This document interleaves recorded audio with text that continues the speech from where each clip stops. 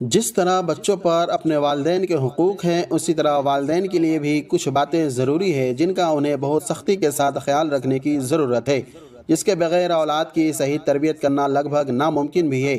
آج تقریباً دنیا کے سارے لوگ یہ شکایت کرتے ہیں کہ ان کے بچے صحیح راہ پر نہیں ہیں یا وہ ان کا کہنا نہیں مانتے۔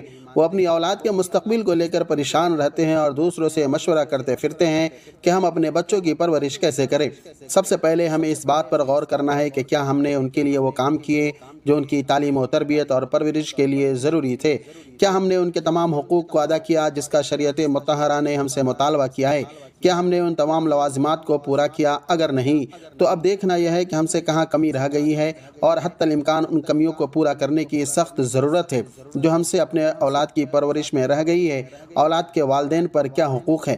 اس سوال کا جواب رسول اعظم صلی اللہ علیہ وسلم نے آج سے تقریباً 1450 سال پہلے ہی دے دیا ہے۔ رسول اللہ صلی اللہ علیہ وسلم نے فرمایا ہے کہ والدین پر اولاد کے 3 حقوق ہیں: اولاد کا اچھا نام رکھنا، ان کی اچھی تعلیم و تربیت کرنا اور اچھا رشتہ دیکھ کر ان کی شادی کرنا۔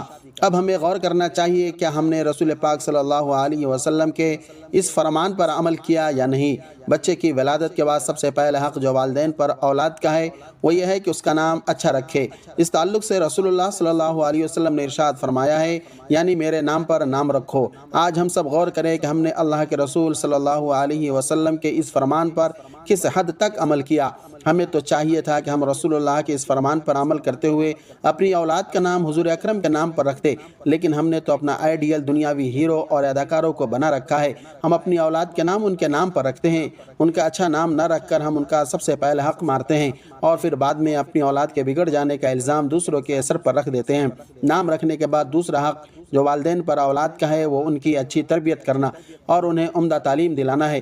کیا ہم نے اس بات پر عمل کیا ہے؟ بچوں کی سب سے پہلی درسگاہ ماں کی گود ہوتی ہے۔ آج ہمیں چاہیے کہ ہم دیندار اور پڑھی لکھی لڑکیوں سے شادی کریں تاکہ ہمارے بچے پہلے ہی دن سے اچھی تعلیم حاصل کرنے لگے۔